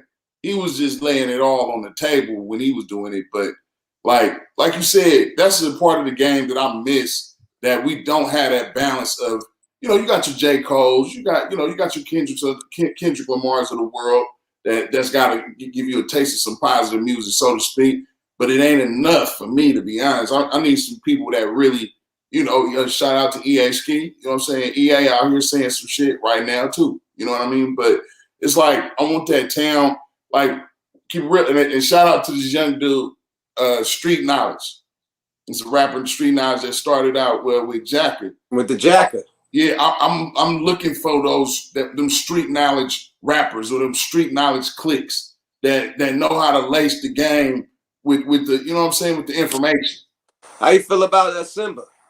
Simba hard. Simba hard as shit, man. That's Simba one of the dudes who I fuck with right now. When you ask about people far as lyrical ability, Simba is beating their ass, man. He's a good representation for the Bay right now. Well, he was just on the BET Awards freestyling, man. So salute to Simba. He making power moves. I'm about to get in the booth with that dude and get him on my new shit too. But Simba beating their ass. I like his lyrics. Off top. Simba go. What about the young homie over there in Vallejo? What's his name? Was it L.A. Russell? What's the young homie name? Damn, I wish I seen him freestyle on the Charlemagne. The Breakfast Club. What's the dude's name? Yeah, dope as fuck. Yeah, young homie. Gotta remember his name. Come on, y'all help us with young homie in LA. He dope. That nigga freestyle on Charlemagne shit. Right. He from Vallejo. Yeah, he dope on some lyrical shit. You know what I'm saying? Dope. It's some lyrics coming out the Bay right now, my nigga. For real. We ain't lose a step. We ain't lose a motherfucking step. The Bay still kicking up dust, nigga. Straight up. It's called La Russell. La Russell. Yep, La Russell. La Russell. Okay, hell yeah. La Russell got gas, nigga. Yeah, you do. Dumb man did knowledge though with his gas. Yes, sir. He's spitting that shit. Yes, sir. You know what I mean? Mm-hmm. We need that though. They said Larry June. Larry June hard. Larry June a player. You know what I'm saying? Larry June a player, man. Larry June is lit right now. Larry June is fucking lit. Yeah. Somebody just turned me on to Larry June. You gotta say Larry June. They fucking with Larry June, man. No, he rocking. I fuck with Larry June. They fucking with Larry June. They just played. I just heard Larry June for the first time in when I just did the show up there in where was he at? In fucking Tacoma a couple weeks ago. My homie played it for me. He got some real ism in his shit. He talking that real ism shit there. You know what I mean? Yeah. Make you want to go hard on that B.I.B.I. You know what I mean? Player. Yeah, kicking talking that real Playboy player shit. I fuck with him. No Frank Ocean. He dope. He from the city too. Yes, sir. I told you the city. Like I said, they got a few plays they've been running at a certain level right now. So Larry June is a nig. Hell yeah. That's hip hop, man. We're supposed to congratulate. We don't hate. You know what I mean? Never. I mean, this shit is keeping it alive, my nigga. We want the soil to be royal, right? Right. Yeah, they keeping the soil royal, my nigga. Period. Again, they making their shit go national. They moments be national. That's what I'm appreciating. Right. It's cool to be popular in the Bay. It's different when you take that brand on the road. Now when they shout out to y'all. Y'all about to be in Portland, huh? Yeah. We got Portland this weekend, man. On Friday. You know what I mean? I saw that. I was thinking about them there blasting out there one time. If you do, let me know. I need to put you on the guest list ASAP. Yes, but we got the Game, E40, Bone Thugs, us, Baby Bash. Yeah, it's an all-star lineup. Big Dog. Who? Short. Too Short. Yeah, Too Short too. Yep, Too Short. Yep. So man. I mean, that's just the way I like how y'all keeping the Bay on the move. You know what I'm saying? Keeping the brand moving. You know what I mean? Man, the whole shit is that, you got these youngsters that's beating their ass, man. Salute to the youngsters. But, it's just like retro Jordans. All the shit that we did back in the 90s and the 80s, the youngsters are recreating right now. Yeah, redoing our songs and shit. They looking like us. They rocking retro shit, retro everything. So retro is back. So they're doing retro concerts, you know what I mean? With just all old school acts. You know what I mean? With them hits and shit. So we part of that retro lane right now. And, you know what I mean? Them concerts, you know what I mean, sell out because it's people like us that come from that era that want to hear our shit. You know, the niggas that want to hear that Sugar Free, want to hear that motherfucking DJ Quick, want to hear them MCH, you know what I mean? Want to hear that Snoop Dogg, the Dog Pound, you know what I mean? Want to hear that Too Short, E40. Them was all classic albums. Them was all classic albums. Come on, man. Busta Rhymes, We come strap. Ja Rule, all these niggas, you know what I mean? Like, niggas is still running it up, you know what I mean? Straight up. So, yeah, the retro shit is coming back, man, in full effect. I mean, that's where we at with this shit. Dre Dog, you know what I mean? Andre Nicotina, you know what I mean? All that shit, man. Dre got a show coming up soon. Yeah, Andre Nicotina stay booked. You know what I mean? That nigga has a cult. He don't even have to rap. For sure. That nigga just do this with his fingers. Right. He do this and do the two, whatever, and point that mic. They singing this shit word for fucking word. To this day. We just had a show with this nigga about 3-4 weeks ago in Fresno. Our show, we've been running it up. Retro niggas got more shows than the average, like the niggas that's lit on the radio. Because we can still perform everywhere with no beef. A lot of niggas that's, you know, it's a new op rap. Where niggas gotta rap about what they really doing and they slide on their ops and shit. So it's hard to do concerts with these new artists because they got beef with so many motherfuckers. You know what I mean? We don't got beef, man. Weed is a peaceful, smoking weed make friends. Who wanna fight over smoking weed? I done met incredible people just having the weed. You want to hit? Just having the weed, my nigga.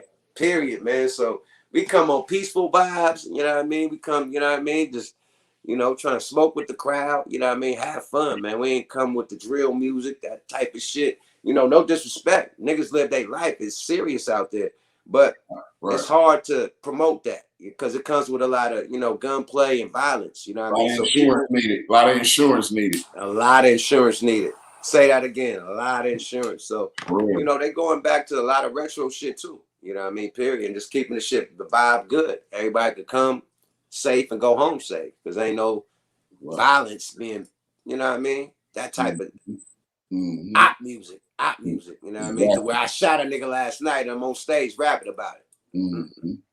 Nah, man, I'm at the stage now, man. Like I said, we're just gonna take it on the road. But let me ask you again on some hip hop shit. What is Yuck's favorite Yuck song? Shit, I got a couple, but I have to go with Revelations. Revelations. What did that do for you? Like what was, take me through the process of what it was to create that song? Like what made you come up with the name? You know, I'm a Christian, God-fearing dude. You know what I mean? I was raised in the church, you know what I mean? So I just like that end of the Bible, man, that resonates so much with what's going down right now. You know what I mean? Period. And I just felt like the shit I was going through, the shit I was witnessing was revelations, you know what I mean? Period. And I just told my story of I always wanted to do a movie about my story, growing up in the Ville, you know, the shit that we went through to becoming a rapper, everything. Nobody's gonna produce that movie. So I wrote it on a song. You know what I mean? Like, boom, fuck it. If I can't do a movie, I'm gonna do a song. You know, and it's gonna be so graphic and so dope that you could visualize this. You know what I mean? So I just talked about my struggles. You know what I mean? Me, my mom, my little sister, my big sister, you know, everybody, you know what I mean, that we just had growing up in Oakland, in the Ville, you know what I mean? And being homeless, you know what I mean, sleeping on benches, Salvation Army, all the shit, to doing this shit, you know what I mean, to God blessing you. You know what I mean? With a gift to come up out of that, to get you and your family out the ghetto. I couldn't get my mom out the ghetto. She died in a fire. But before everything blew up, Pops died from AIDS, you know what I mean? Before everything blew up. But he was there. You know what I mean? When 5 Only got made, everything, shit was played on the radio. He was alive, proud of me, everything. But when when we start benefiting off of it, he was gone. And I couldn't really, you know what I mean, do nothing for him. So at the end of the day, it's a deep ass song because I was vulnerable. Like every rapper is like the toughest rapper. Like, yeah, I got money. Like you like a superhero. You never fail. You know what I mean? As far as a rapper, he ain't never was on some, you know what I mean? I was the first one to just let niggas know I was broke as fuck and homeless, welfare, Section 8, all the shit. You know what I mean? Living family to family, home to home. You know what I mean? Family fucking you over, taking your welfare check, spending on their kids, the whole shit. The first one to talk about that. You know what I mean? And it resonated with motherfuckers. It hit home. You know what I mean? That's a lot of people's favorite song because I'm speaking the same shit they went through. I'm not the only one that was in the projects on welfare, Section 8, food stamps. It's shit about 80% of Black America was like that. You know what I mean? Period. So they all relate to it. You know what I Yeah, mean? the song, it resonated because it was real. You know what I'm saying? So yeah. a lot of rappers, you know what I mean? They it's all about braggadocious. I got the most money, got the most bitches, the most cars, this, that, and the third. I came left field. Like, nah, nigga, this is what it really is before you become that. You know what I mean? And praying to God, you know what I mean? And him blessing you with a skill, a talent to become that, to bring you up out the motherfucking trenches of the belly of the beast and all that. You know, I learned how to rap in jail and I prayed for that shit. You know what I mean? And came out the best rapper. I left that bitch. I was there as the best rapper. I gassed all them niggas. Left that bitch the best rapper, made the whole blueprint of the Looney Tunes, drew the condom man, everything before none was even thought of. It was me and 3 other niggas that was the Looney Tunes. Period. But I created that shit in jail. But God gave me that vision after I prayed for it. So I put all that shit in Revelations, man. Period. I'm a God-fearing man. None of this shit have happened without God.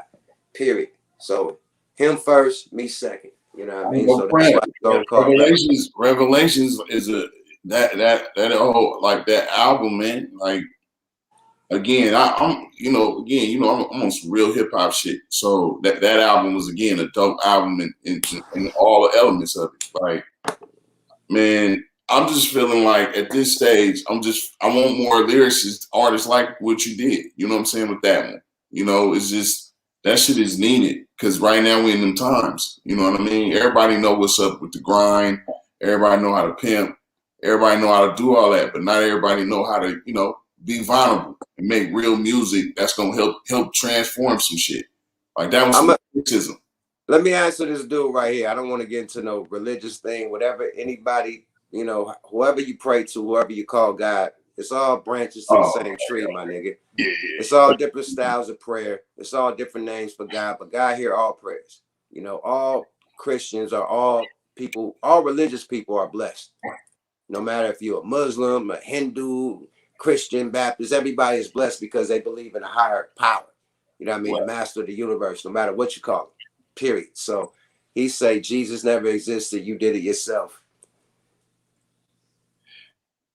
Man, let me let this dumbass motherfucker know. Let me let him know. When I prayed to God, I was a Muslim. First of all, so I never asked Jesus for this gift. I prayed to Allah, nigga, first of all. All right? Period. So when I became Muslim when I was in jail, you know what I mean? And I prayed to the east on my bunk, nigga. That's how I received the gift. Praying to Allah, not Jesus, my nigga. Arm, leg, arm, head. God body. Yeah. I asked for it, and I swear to God, it was night and day, my nigga. Now, you got to be an artist to understand this shit because you got to be able to make, like, really play music and really create I don't know, a vibe. You call it a vibe. I call it a spirit. The spirit came upon me that all I had to do was just write down what the spirit is saying to me. You did? It's in my head. All I got to do is write it down. It never was in my head before I prayed for it. You get it? It was like night and day. I didn't know how to do this shit. I prayed. As soon as I prayed and kept believing, kept praying, it didn't happen one prayer, many prayers. You know what I mean? God, get me up out of this. I'm tired of going back and forth to jail. Just that bless me with a way out. Mm-hmm. That vibe came and it never left.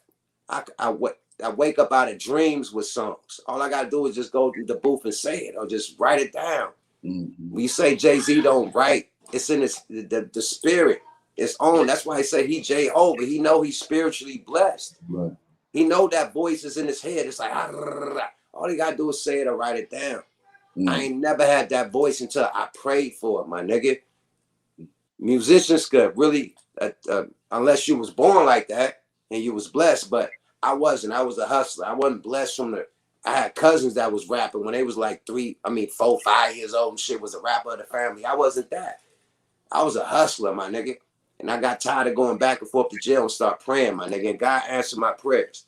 So that's all I want to say to anybody out there. God is fucking real, my nigga. God is real, nigga. You think that you made? You say you God. So you made this big ass universe and all these planets and all these stars. You made it, your little ass on this little planet, because this planet ain't nothing compared to the sun and all the big ass shit that's out there. But this little ass planet, and you a little ant on this planet. You created this shit. Like, stop saying stupid shit. Stop saying dumbass imaginary shit. Why do it? Okay, if you created, then stop flooding. Stop it from flooding down south. Stop these hurricanes and tornadoes from hitting. Stop these earthquakes from hitting. If you are God, stop it. Why you can't stop this natural disaster that's happening around the world? You can't stop it. This is Mother Nature. This is God. Period. Cleansing the earth. You know what I mean? Clean this motherfucker up. Period. Because you can't stop that. Right. Period. Well, what I say to bro is this, man. I mean, you know, I don't know how far. I don't want to get into that. You know, I got you. I'm just saying, niggas is dumb. I just want to simply say to him, you know, I still got my full respect for anybody religion, and I respect everybody line at where they want to do that. And at the end of the day, you know, this is a whole nother type of moment to have a conversation like that, because, you know, people have done research and have realized certain situations with religion, and, you know, and it's facts. And so religion was the first gangs. Like, people used to die over religions. You know what I mean? You're a Christian, you're Baptist. Like, they had religious motherfucking crusades that people were dying left and right on who you believe in. Period. Right. But it's a Vatican for a fucking reason. It's a library that hold all the historical texts, all the religious texts that they stole from Africa, that they stole from Mecca and Kemet and all that shit. The shit that give us the real religions that they built these other religions on. But it's all from the same fucking tree. It's just different versions. They just put their face on it. But are you gonna miss the whole? And they took books out for a reason. And they took books out. That's why you got the fucking the shit that's with the Catholics, same Bible, but 10 other chapters. Right. About 10 other prophets that you never heard of in the Holy Bible. It's in the Catholic version. It's longer. You know what I mean? Same shit with the other ones. You know what I mean? So come on, but it's all forbidden knowledge that they hold, the real knowledge that they hold in the Vatican. In the libraries and shit, the real text. Look, underneath the Vatican. Underneath the Vatican. Why is it so protected if it's not real? Why they got this shit all protected in the Vatican if that shit ain't real? Yeah. No, like, come on, my nigga. Like, you gotta wake up, my nigga. Yeah, man. You gotta wake up, my nigga. It was prophets. And again, even us being in this hip hop culture, I'm glad we even take it there to these kind of conversations, because, you know, motherfuckers got older. We do our own knowledge of self, so to speak. You know what I mean? So we knowledgeable about this now, man. It's dope to just talk to the people about it. It just at the end of the day, just believe in a higher power. Somebody brought the book of Enoch. You know what I'm talking about? You gotta believe in a higher power, because it is that. And you niggas don't start. But look, everybody don't believe in God until they go to jail. Until they get pulled up by the cops. Lord, please help me. And they go to jail. We want to get out of jail. Lord, please help me. God, get me out of jail. Niggas start praying like a motherfucker. These niggas that's talking that shit probably never been in jail. Never got pulled over, shot at by the cops and shit, or shootouts and shit. Lord, please get me out of this motherfucker. You ain't never had to pray to where your life was in danger. You had to depend on the high power to get you up out that motherfucker. Right. See, God is real when you in fucked up situations. Everybody gonna pray. You're starving. Lord, please bring me some food. Lord, help me. When life is good, niggas think God ain't there. But God's there when it's good and when it's bad. Just call on him. I don't want to be the preacher. I don't want to be motherfucking DMX. You know what I mean? Rest in peace, DMX. But DMX would say a prayer because he know he was blessed. DMX been rapping since Jay-Z, since the 80s. Since the late 80s. He was rapping with Big Daddy Kane. He rapping since then and didn't get on. Until he got on. And when he got on, he know who put him on. God, that's why that nigga said, Lord, prayers and shit, he crying. Right. When he do these prayers, because he know what the fuck he went through to get to where he going. And God, this nigga was the top rapper. He was selling more than Jay-Z and Ja Rule. Right. So he sold millions 2 times in 1 year. Facts. You know what I'm saying? So that's yeah, God, man. My nigga. That's a blessing from God. Okay. Power. But yeah, man, but that was a dope angle to, you know, had a, you know, conversation about. But Watch this. Who you got this Sunday with the verses with Kane and KRS-One? Nigga, you tell me, bro, because they both my favorites. They both my favorites. That's a hard one, man. I'm just gonna be just a spectator, man. Them both my favorites. I don't want to disrespect them. Both my idols. Like besides, you gotta add Cool G Rap. You gotta add Slick Rick. You gotta add motherfucking Rakim. They're my idols. Kane, KRS, Rakim, Slick Rick, and fucking and Cool G Rap. Right. I got love for LL. The bitches love him, but nah, they're my five as far as the lyrical gods. Period. Yeah. They was definitely the hardest. Like Kane got this is the biggest thing with me with both of them. They playlist. Which fucking songs do they decide? Because you know how sometimes y'all as artists got the songs that y'all love versus the songs that we wanted to hear from you. Right. You know, I'm gonna tell you this. I done performed with only Big Daddy. I never performed with KRS-One, but I seen KRS-One's shows, and he's fucking he's a master of ceremony. No, he's an animal. He's the master when it comes to them live performances. Y'all think Busta Rhymes do it, nigga? He learned from KRS-One, definitely. So if they're live performing like the Locks and fucking Diplomats did, it's gonna be a headache for Big Daddy Kane. Sorry. Yeah. It's gonna be a headache. I perform with Big Daddy. He gonna do it. He know how to do the moves. They still hopping over feet and shit. The nigga go up on a nigga leg, he pull him up. They still doing their dance routines, like the scoop and scrap. But one of them died, but they got the other one and then another dancer. They still doing their moves. They still killing it. But nigga, KRS Blastmaster, he gonna have a headache. Knowledge reigns supreme over everyone. He gonna have a headache, man. And then I think this is because this was supposed to been happen since MC Shan lost. Like Big Daddy Kane was supposed to been step up for the Juice Crew to go against this, because to go against MC Shan, he wasn't the top. I mean, when it started, but when fucking Biz Markie came and Big Daddy Kane came, and then everybody else, Cool G, everybody else started coming. That nigga Shane shouldn't have been there. Okay, you got the bridges over. Now bring Kane in this motherfucker. Let Kane handle your beef. Kick back. Let Kane get this. Kane gonna handle this shit. They didn't let Kane. They didn't let motherfucking Cool G. They didn't let motherfucking Craig G. Master Ace. Yeah, Craig G. None of the lyrical niggas step up. Craig G. Nobody. They's like, fuck it. MC Shan gonna do this, and he lost the battle. So I think this is a revisit to the Juice Crew verse BDP. You know what I mean? Again, for hip hop though, you a fucking hip hop head. Yep. Right.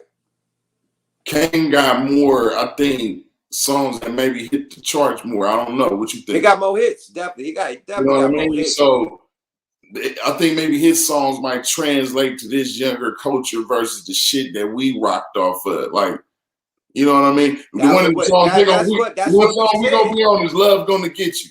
We gonna be on "Love's Gonna Get You." Now, what other one do you think gonna really? My philosophy, nigga. Of course. Boop boop. That's the sound of the police. Yeah. That's 3. You gotta get 20. It's a lot, bruh. Yeah, it's a lot. That boom, boom, boom, boom, boom. Yeah. Come, Mister, come to the teacher. Come, Mister, come to the teacher. Come, Mister, come to the teacher. Come to the teacher. Come to the teacher. That one. You must learn. You must learn. Man, he got hits, bruh. Yeah. What about the one where he break down the whole science? The one where he break down the whole Bible. Yeah. That was. He break down the whole Bible on one. About Abraham and them. Abraham was a black man. Yeah. I remember that. Man, come on. I name of that shit. But nah, it's like I just want to see how they gonna translate, because that ain't no half stepping was hard. Self-destruction was serious. Yeah, they got some shit. Self-destruction was serious with him too. You know what I mean? So I don't know, man. It's gonna be dope, of course, for hip hop. I'm just worried. 1, 2, 3. The crew was called BB. Boom, boom, boom, boom, boom, boom, boom, boom, boom, boom, boom, boom, boom, boom, boom, boom, boom. He and Craig G. We stepping to the party, tap celebrity. Like Yeah, what? He gonna go into all that. that's the hip hop lovers. That's Oh my as long as they in New York, that's it's gonna work. Cause he gonna come up with that. I get the job done, and you know what I mean. Certain shit gonna be the hip hop that was on BET or more, a little more. You know what I mean? That's KRS One was a little more underground, don't you think? See, that's the same shit we said about the Locks versus Diplomats. Everybody like the Diplomats got all the hits. What the Locks gonna do? And you've seen what happened, right? No. I didn't say. I didn't never. I mean, of course, me on some No, I'm talking about the people. Everybody the had it just yeah. like how you They had it. thought Like the they fly got more guys. hits. Yeah. They thought the fly guys was gonna just do it for sure. You know what I'm The bridge saying? is over. Definitely, the bridge is over. Mm. That was the ultimate anthem. Yeah, say that again, my nigga. The chat is in the building, man. Come on, yeah. Hold on, man. Yeah, niggas is in the big dent. Mm-hmm. Yeah, but I don't know, man. You tell me, man. You tell me. You said. I mean, I know they both carved their own lane in the culture. You know what I'm saying? Right. I remember both of them when they was at their peaks. You know what I'm saying? Kane, I think, had a little more popularity at his peak. Oh, he was beating. He was way. He went too far to a different direction. Kane was the second coming to LL. He had the went bitches too and far the and started getting naked with Madonna and shit. Yeah, he had the bitches and the lyrics. You know what I'm saying? Then he started making hella music going into the direction of the women versus, you know what I'm saying? Some real hip hop shit. You know what I mean? So it's just gonna be interesting. All I can say is because I want to hear that lineup, man. The lineups for 20 songs. Kane gonna come with it's the rapper Kane. I get raw. Oh my lord. I get raw.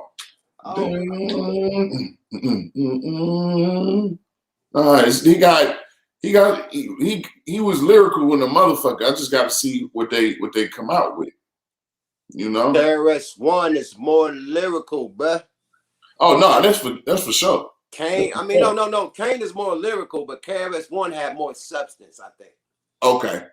Yeah, Kane is way more lyrical. Let's rephrase that. Me being a nigga that listen to bars, Kane way more lyrical. Just like they say Biggie was more lyrical than Pac, but who you give it up to? Pac. Right. Because he would spit more real shit. KRS-One, he spit more real shit, but Kane got the lyrics, right? It's the same type of shit to me. I consider that Pac and Biggie. I catch that. Biggie was way more lyrical than Pac, but Pac hit you. See, he had soul music, like Soul Beat. Right. He had soul music that hit your fucking soul. Exactly. Biggie had lyrics. Right. Pac hit your soul. It's a difference, my nigga. Right. KRS-One hit your fucking soul. With that knowledge, with the teacher, he hitting your soul. He gaming you up. Big Daddy, he barring. You know what I mean? So it's a difference to me. You know what I mean? For sure. No, I mean that's really what it is, man. Like, but who else do you think got an opportunity from the West? That's what we need to see. That's what I'm complaining about. I had one I wanted in particular, but unfortunately, it can't happen right now. I want him to go and see what happened with Cube and Scarface. Yeah, that gotta happen. Cube and Face, that'll be the ultimate. Yeah, that'll be. I need that one. No Frank Ocean. We need that. If he can get well and that be his first appearances, verses or something. DJ Quick versus MC8. I need that. Who? DJ Quick versus MC8. I need that. Bam. I need that. No Frank Ocean. I need that one. Yeah. I need that one. Yeah, but I don't know, man, because how's he gonna put on there if it don't make dollars? It don't make sense. You can't do the beef songs. These niggas don't squash their beef. That's like, they squash it. So you can't do that one. I want to see Spice One versus Sibo. I need that. Yeah, I need that. No Frank Ocean. Spice versus Sibo. I need that one. That'll be hard. That'll be hard than a motherfucker.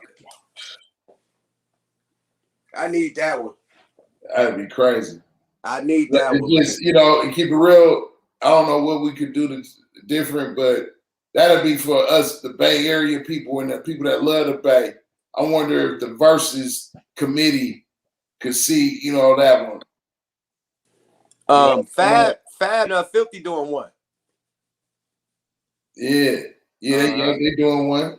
They doing one here from the Bay Area. I'm talking about a real versus. a real sanctioned versus with Triller and Swiss Beats and Timbo. Them picking up their phones calling. That's what I was asking you. Who you think would be? That's why the ones I thought of was Q. Who you think maybe the Game and who else? I don't know who else got a catalog that versus maybe want to recognize. In the Bay Area for the Game? Even in the West Coast in general. Who would you say Triller should see as a legit? Because the last one they did was 40 and Short, and they, you know what I'm saying? I'm trying to think who else could do one. I know Cube and the Face would be cool, but Snoop just did it.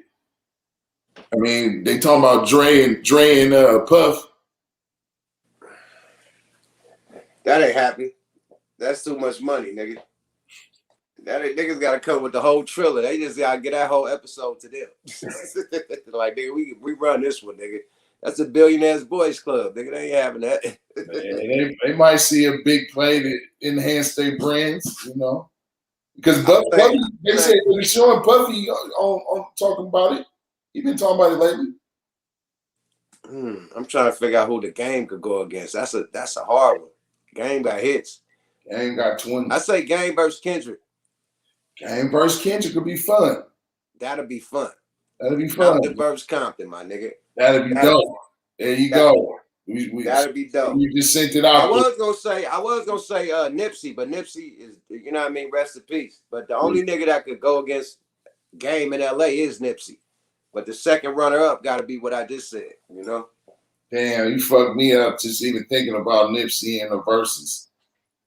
They say Corrupt too. Corrupt versus Game. That'd be a good one. Corrupt versus Game. Damn, who else is another dope lyricist motherfucker from the old school like Corrupt? I think Razzcast versus Game would be a good one. They had beef once upon a time too. Yeah. But Raz ain't got the hits. The lyrics is there though. Yeah, his first album was remarkable. Shout out to Raz Assassination. I think that's what it was. Raz lyrics, it'd be like a Big Daddy Kane versus KRS One. It's gonna be a lyrics verse, you know what I mean? Hits. The Game and Corrupt, that's interesting. Razzcast versus Exhibit. That's a good one. Exhibit got 20. They said Nori and Corrupt. Nori and Corrupt. I say Nori versus Game. That'll be a good one. Nori versus Game. Nori versus the Game. That'll be a great one. They both got them thug hits. Nori versus Benny C.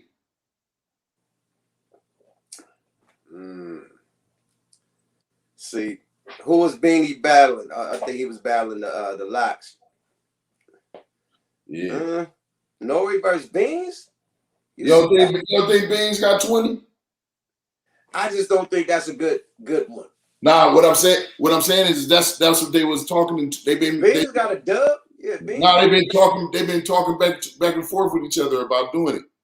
Oh, for real? That's in the talks? No, that's for real. Go look it up. They've been talking about it. Dope. Yeah, that's how I came up with it. I saw them talking about it, both of them. Oh yeah, that's dope. Okay. They say Corrupt and Crooked Eye.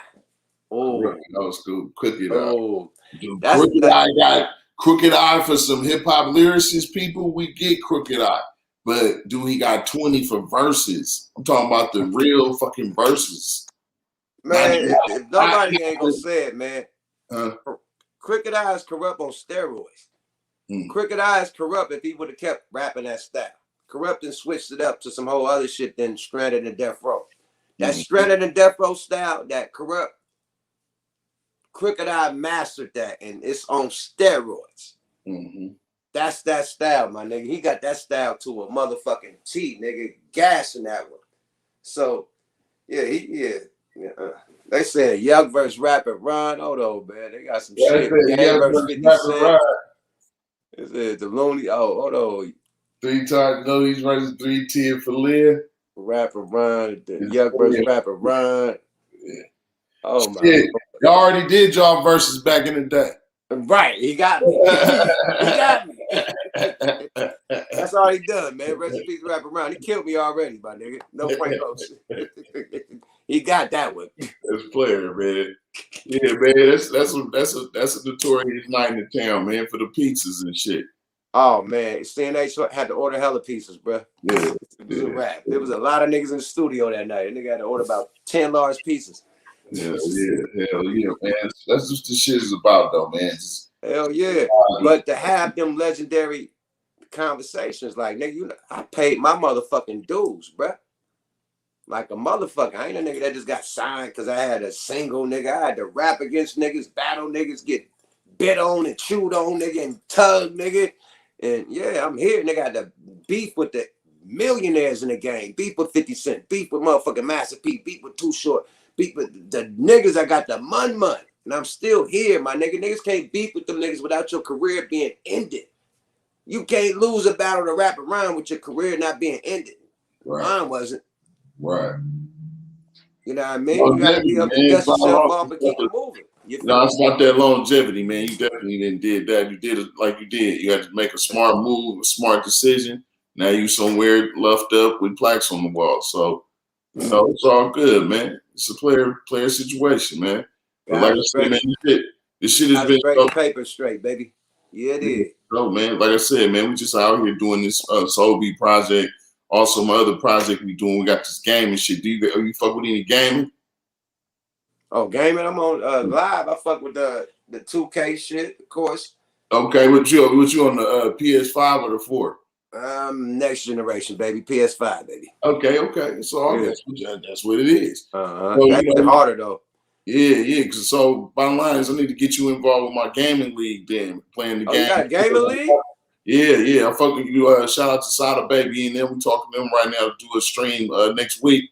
You know what I mean? So you might can run up on Sada Baby next week or something playing hoop. Man, listen, man. I don't like the new. Let's play 2K20. That 21. All right. 22 is bullshit, man. You can't really do your thing, man. Yeah. Like you better have a nigga on steroid. You can't even dunk. Man, okay. You can barely dunk in this new one, nigga. You better be a 3-point. It's about the 3-pointer on this new one.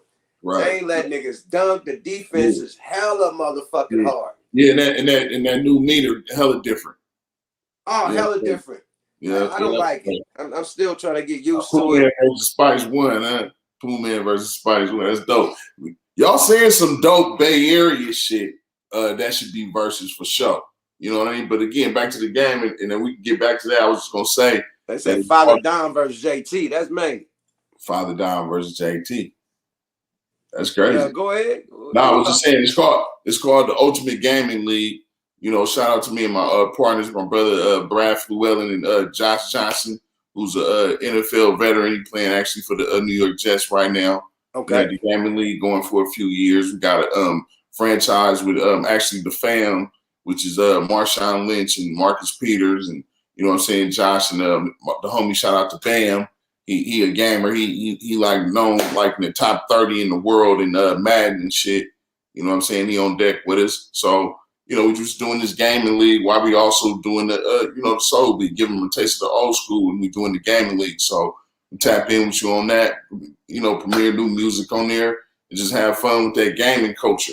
You know what I'm saying? It's a big culture. That gaming culture is serious and it's big. It's a whole nother market. So yeah, I don't want to forget that, man. But let's do it, man. Period. Like we done been on this motherfucker, but damn near 2 hours, man. Let them know, like when we gonna do the relaunch. You know what I mean? And let them know all your social media handles, all the motherfucking Soul Beat social media handles. You know what I mean? What you got coming up, the events and shit, man. Yeah, no doubt. Give them a nice ending. You know what I mean? Okay, so yeah, man. We just kept going because that's some real hip hop love. Yo, I looked up like I looked up, it was like an hour. I just looked up. We just did another hour. Like nigga, like whoa, shit, nigga, we own it. Going in, but nah, man. To wrap it up, man. Appreciate this shit. This some real player shit. If you want to look out for us, you can go to www.soulbeatnetwork.com. You know what I'm saying? We got the merch there and just, different clips and shit. Be on the lookout for just extra content we're going to be doing. Also, follow us at Soul Beat TV.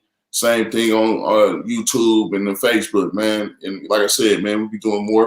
You know what I'm saying? Shout out to you, Yuck. And like you said, okay, Jay Stalin and Mozzie, again, maybe, you know, I don't want us to be looking, keep real. I don't want to look Boosie. I want some authentic, real shit. But all of these little twists is dope ass Bay Area verses. You know what I'm saying? Bam, bam, shots fired, bam, bam. That's the ultimate right there. Hey, boy. Demo. That'll go demo. If they that's gonna be beefed up security, a lot of insurance. A lot of insurance.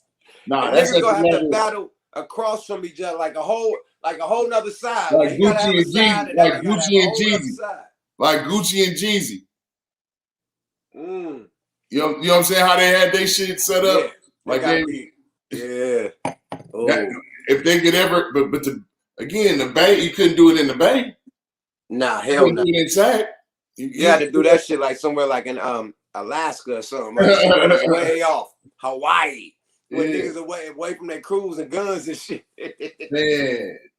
Heavy Puerto Rico or some shit like that. It can't be in the Puerto Rico with heavy contract on the line. Heavy. It's all good. We again, bro. We just this is what we do, man. So, man, shout out to you, man. Hey, salute to you, man. We gonna do a part 2 tonight, man. Appreciate you, man. Soul Beat. You know what I'm saying? We rocking this shit. Legendary shit, mate. Smoke a lot, motherfucking radio live, man. Tapped in with the legendary Chuck Johnson and the legendary motherfucking Soul Beat, man. Yes, we're gonna do a part 2 when you do the relaunch, man. Definitely, man. And more to come, man, from Smoke a Lot Radio, man. We out this motherfucker. Salute to you, bro. Thanks for tapping in, bro. On top, man. Yada. Good shit. That's how we bring it, baby. You feel me? Salute to Chuck. You know what I mean? Legendary part of the first black music video network in Oakland, nigga. The first. Before BT, before any of that shit. It was Soul Beat, my nigga. And this was the hub of the Bay Area for Bay Area music when people come from everywhere around the motherfucking United States. When you come to the Bay, you gotta come to Soul Beat, my nigga. Period. You dig? Shaniqua, you know what this do. You from the town, Shaniqua. You know this legendary shit that we talking about. So many people got discovered and so many people got elevated, you know what I mean, from being on anything that happened to do with Soul Beat, my G. That was our motherfucking Yo MTV Raps. That was our VH1 before we even had that shit, man. So salute to my brother Chuck Johnson. They gonna keep the torch lit. They relaunching, and I can't wait. I can't fucking wait, man. So it's been a great night. Yuck Mouth TV, subscribe to your motherfucking guy. Yada.